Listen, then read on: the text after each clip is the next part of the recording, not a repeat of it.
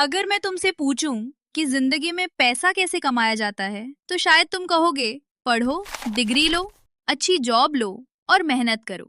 पर क्या ये सच में काम करता है, या फिर हमें बचपन से कुछ गलत सिखाया गया है?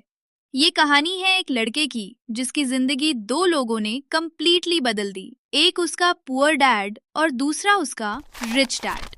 रॉबर्ट का पुअर डैड हाईली एजुकेटेड था, पीएचडी होल्डर, इंटेलिजेंट, रिस्पेक्टेड, पर फिर भी हमेशा पैसे की टेंशन में रहता था। दूसरी तरफ रिच डैड, ना ज्यादा एजुकेटेड, ना कोई डिग्री, पर फाइनेंशियली फ्री। एक दिन रॉबर्ट ने अपने पुअर डैड से पूछा, हम रिच कैसे बन सकते हैं? पुअर डैड ने जवाब दिया, अच्छी पढ़ाई करो, जॉब लो, सिक्योर फ्यूचर बनाओ। पर ये जवाब उसे सेटिस्फाई नहीं करता। तब उसका दोस्त माइक उससे अपने फादर से मिलता है, जो बाद में उसका रिच डैड बनता है, और वहीं से स्टार्ट होती है एक अलग सोच की journey. Lesson 1, don't work for money. Rich dad ने पहला लेसन दिया, पैसे के लिए काम मत करो, पैसे को तुम्हारे लिए काम करना सिखाओ। पर ये बात समझना इतना इजी नहीं था। उन्होंने रॉबर्ट और माइक को अपनी शॉप पर काम पर रखा, बहुत कम पैसे में। रॉबर्ट फ्रस्ट्रेट हो गया। उसने सोचा ये तो एक्सप्लॉयटेशन है, पर रिच डैड मुस्कुरा कर बोले, यही प्रॉब्लम है, तुम सिर्फ सैलरी देख रहे हो, अपॉर्चुनिटी नहीं। उन्होंने समझाया, ज्यादातर लोग पैसे के डर से काम करते हैं, डर ये कि उनके पास पैसे खत्म ना हो जाए, और फिर सैलरी मिलने की खुशी में फिर से वही साइकिल रिपीट करते हैं। इसे कहते हैं rat race. Lesson 2, assets versus liabilities. Rich dad ने एक सिंपल सा रूल दिया, रिच लोग एसेट्स खरीदते हैं, पुअर और middle class liabilities. Robert confused हो गया। रिच डैड ने समझाया, एसेट वो होता है जो तुम्हारी पॉकेट में पैसा डाले, लायबिलिटी वो होता है जो तुम्हारी पॉकेट से पैसा निकाले। Example, rental property is equal to asset, expensive car loan पर इज इक्वल टू लायबिलिटी। पर प्रॉब्लम ये है, लोग लायबिलिटीज को एसेट समझ लेते हैं।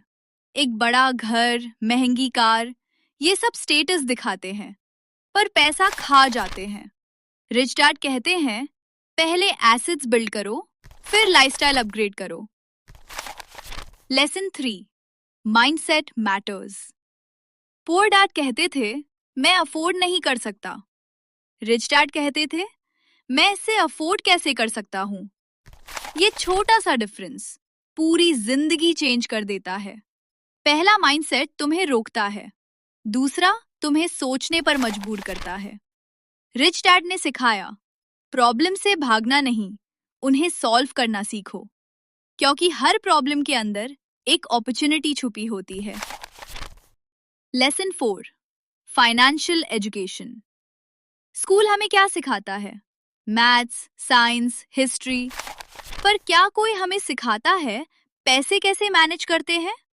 नहीं। इसी वजह से हाई सैलरी वाले लोग भी ब्रोक होते हैं।